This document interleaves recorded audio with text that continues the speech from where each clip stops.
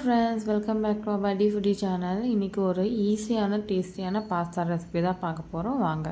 First நல்லெண்ணெய் எடுத்துக்கோங்க. அதுக்கப்புறம் வெங்காயம், பச்சை மிளகாய், இந்த தக்காளியை வந்து அரைச்சிக்கோங்க. அதில் 3 காஞ்ச மிளகாய் போட்டு அரைச்சிக்கோங்க. இதுதான் அந்த ரெசிபிக்கு டேஸ்ட்டாக இருக்க போகுது. அப்புறம் பாஸ்தா வந்து எண்ணெய் உப்பு போட்டு வேக வச்சு தனியாக ஃபில்ட்ரு பண்ணி எடுத்து வச்சுக்கோங்க. ஒரு கப் பாஸ்தா.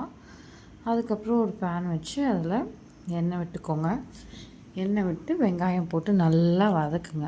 அதை வந்து சிம்மில் வச்சுக்கோங்க. ஏன்னா கோல்டன் ப்ரௌன் ஆகிற வரைக்கும் நம்ம வதக்கணும். அதை நல்லா வதக்கிட்டு எடுத்து வச்சுருக்க பச்சை மிளகா அதை போட்டு நல்லா வதக்குங்க. உங்களுக்கு காரம் கம்மியாக வேணும்னா நீங்கள் கம்மியாக போட்டுக்கோங்க. அதையும் போட்டு நல்லா வதக்கிட்டு 1 ஸ்பூன் இஞ்சி பூண்டு பேஸ்ட் போட்டு நல்லா வதக்கி எடுத்துருங்க.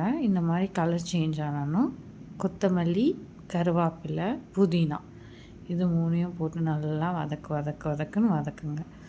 இந்த மாதிரி ஆனணும். வீட்டு மிளகாத்தூள் 1/2 டேபிள் ஸ்பூன் போட்டுக்கோங்க. இல்லை காரம் உங்களுக்கு அதிகமாக பிடிக்குமோ அதிகமாக போட்டுக்கோங்க. தேவையான அளவு உப்பு போட்டு நல்லா மிக்ஸ் பண்ணுங்கள். அதுக்கப்புறம் அந்த டொமேட்டோ பேஸ்ட் அதை நல்லா கிண்டி விட்டு இந்த மாதிரி தண்ணியே சேர்க்காதீங்க. டொமேட்டோ பேஸ்ட்டே கொதித்து ஆயில் பிரிஞ்சு வரும். இந்த மாதிரி வந்தோன்னா நம்ம வேக வச்ச பாஸ்தாவை போட்டுக்கோங்க. போட்டு லைட்டாக மிக்ஸ் கொடுங்க. ரொம்ப கொடுத்துடாதீங்க, ஏன்னா பாஸ்தா ஒடிஞ்சிரும். அதெல்லாம் லைட்டாக மிக்ஸ் கொடுத்து அதை தட்டில் சர்வ் பண்ணி பாருங்கள். சும்மா டக்கராக இருக்குங்க. மறக்காமல் நம்ம சேனலில் லைக், ஷேர் அண்ட் சப்ஸ்கிரைப் பண்ணுறேங்க. தேங்க்யூ. சாரி ரொம்ப நாளாக வீடியோஸ் போட முடியல. பட் இனிமேல் கண்டினியூஸாக வீடியோஸ் வரும். மறக்காமல் சப்போர்ட் பண்ணுங்கள் நம்ம சேனலுக்கு. பாய்.